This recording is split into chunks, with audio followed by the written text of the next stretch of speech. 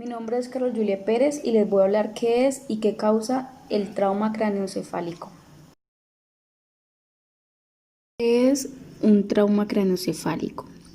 Es un daño cerebral producido por un traumatismo craneoencefálico, también definido como la afectación cerebral causada por una fuerza externa que puede producir una disminución o disfunción del nivel de conocimiento y conlleva a una alteración de las habilidades cognitivas, físicas y emocionales del individuo. ¿Qué lo causa? Entre las causas más comunes están los accidentes de tránsito, los accidentes laborales, los accidentes en el hogar, la práctica de deportes y agresiones físicas. Hola, mi nombre es Gabriela Cabra y yo les hablaré acerca del diagnóstico, fisiopatología y anatomía patológica de un trauma craneoencefálico.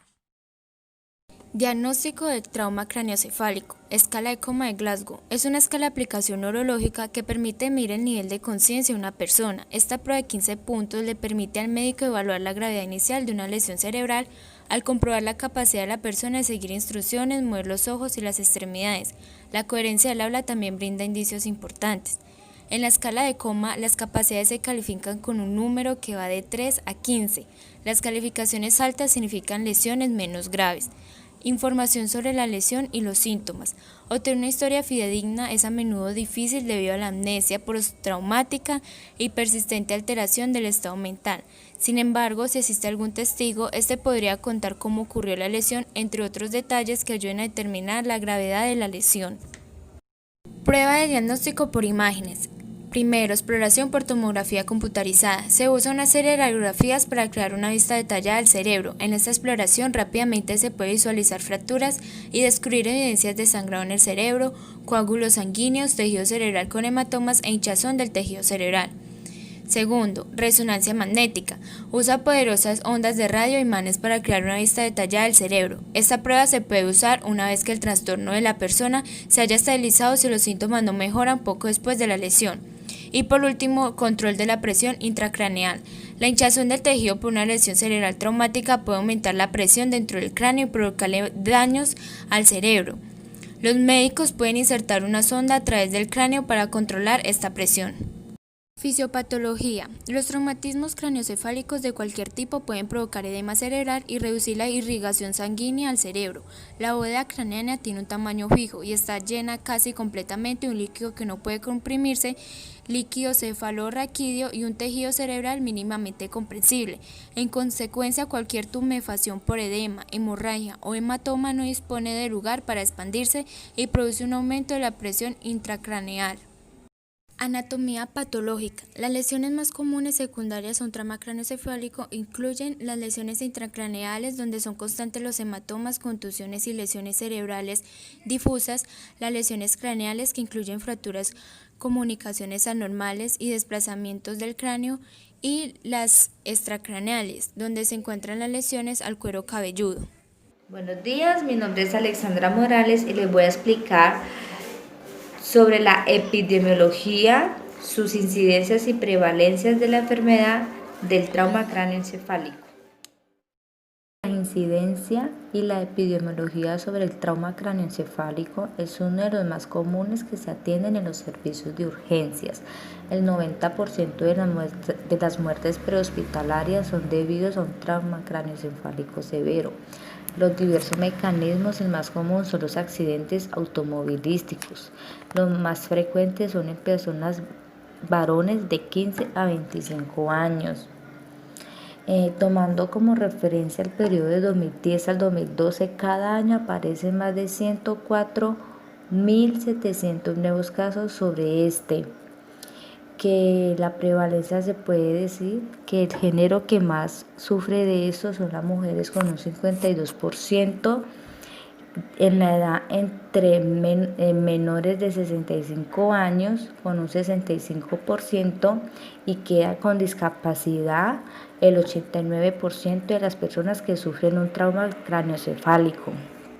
Hola, muy buenas tardes. Mi nombre es Lina María Franqui. A mí me corresponde hablar sobre el trauma craneoencefálico leve. El trauma craneoencefálico leve es una lesión que causa pérdida de la conciencia durante menos de 30 minutos, en el que puede alterar el estado mental en el momento del accidente o pérdida de la memoria. Las causas principales son accidentes de tránsito, caídas, agresión física, accidentes laborales. Sus síntomas son cefalea progresiva o cefalea inconversible, vómito, amnesia momentánea leve. Con la escala del Glasgow se determina la clase de trauma, leve, moderado o grave. Para ello se realiza un TAC craneoencefálico leve para el diagnóstico del paciente, donde se evalúa el Glasgow cada hora. Se deja en observación mínimo 6 horas el paciente. Se proporciona analgésicos y antieméticos. Si el Glasgow es más de 15, se puede dar de alta al paciente. En el tratamiento craneoencefálico leve, en este caso evitamos el tramador, ya que las náuseas y el vómito se puede confundir por las reacciones del tramador. Entonces lo ideal es utilizar la dipirona, diclofenaco y el acetaminofén, que son más seguros. Si se presenta vómito, se coloca antiméticos como el metoclopramida. Si se llega a presentar dolor y úlcera por el estrés, se utiliza gastroprotección para el trauma craneoencefálico, ya que es un detonante de cortisol y de adrenalina. Hola, mi nombre es Valentina Castaño y me corresponde exponer los signos, síntomas y tratamientos del trauma craneoencefálico cuando es moderado o grave. Signos, síntomas y tratamiento del trauma craneoencefálico moderado o grave.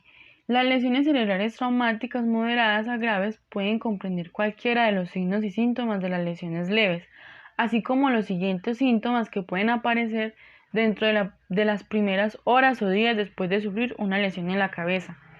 Síntomas físicos: pérdida de conocimiento que puede durar de varios minutos a horas, dolor de cabeza constante o que empeora, vómitos reiterados o náuseas, convulsiones o ataques, dilatación de una o ambas pupilas, secreción de líquidos transparentes de la nariz o de los oídos, incapacidad para despertarse, debilidad o entumecimiento de los dedos de las manos y de los pies, pérdida de coordinación, síntomas cognitivos o mentales, desorientación considerable, agitación, agresividad u otro comportamiento poco habitual, balbuceo, coma y otros trastornos del conocimiento. Complicaciones: es posible que ocurran varias complicaciones inmediatamente o poco después de una lesión cerebral traumática. Las lesiones graves aumentan el riesgo de sufrir una mayor cantidad de complicaciones y más graves. Estado alterado de conciencia. La lesión cerebral traumática leve a grave puede causar cambios prolongados o permanentes en el estado de conocimiento, conciencia o respuesta de una persona. Los diferentes estados de conciencia son los siguientes: coma, estado vegetativo, estado de mínima conciencia. Complicaciones físicas: convulsiones, acumulación de líquido en el cerebro, hidrocefalia, infecciones, daño en los vasos sanguíneos y vértigo. Medicamentos. Los medicamentos para limitar el daño secundario al cerebro inmediatamente después de una lesión pueden comprender los siguientes: diuréticos. Estos medicamentos reducen la cantidad de líquido en los tejidos y aumentan la producción de orina. Los diuréticos administrados por la vía intravenosa a las personas que padecen un traumatismo craneoencefálico ayudan a reducir la presión dentro del cerebro. Medicamentos anticonvulsivos. Las personas que han sufrido un traumatismo craneoencefálico de moderado a grave corren el riesgo de tener convulsiones durante la primera semana luego de la lesión. Es posible que se administre un medicamento anticonvulsivo durante la primera semana a fin de evitar cualquier daño cerebral adicional que pueda ser causado por una convulsión. Los tratamientos anticonvulsivos continuos se usan solo si se producen convulsiones. Medicamentos para inducir al coma. A veces los médicos usan medicamentos para poner en coma a sus pacientes debido a que el cerebro en estado de coma necesita menos oxígeno para funcionar. Esto es especialmente útil si los vasos sanguíneos comprimidos por el aumento de presión en el cerebro no pueden suministrar la cantidad normal de nutrientes y oxígeno a las células del cerebro. Cirugía. Puede que sea necesario hacer una cirugía de emergencia para minimizar el daño adicional en los tejidos del cerebro. La cirugía puede usarse para tratar los siguientes problemas: extraer la sangre coagulada, hematomas. El sangre fuera o dentro del cerebro puede producir una acumulación de sangre coagulada que agrega presión al cerebro y daña el tejido cerebral. Reparar las fracturas del cráneo. La cirugía puede ser necesaria para reparar las fracturas graves del cráneo o para retirar trozos del cráneo del cerebro, detener un sangrado en el cerebro. Las lesiones en la cabeza que ocasionan sangrado en el cerebro pueden requerir una cirugía para detener el sangrado. Realizar una abertura en el cráneo. Es posible que se recurra a la cirugía para aliviar la presión dentro del cráneo, drenando el líquido cefalorraquídeo acumulado o haciendo una abertura en el cráneo para proporcionar más lugar a los tejidos hinchados.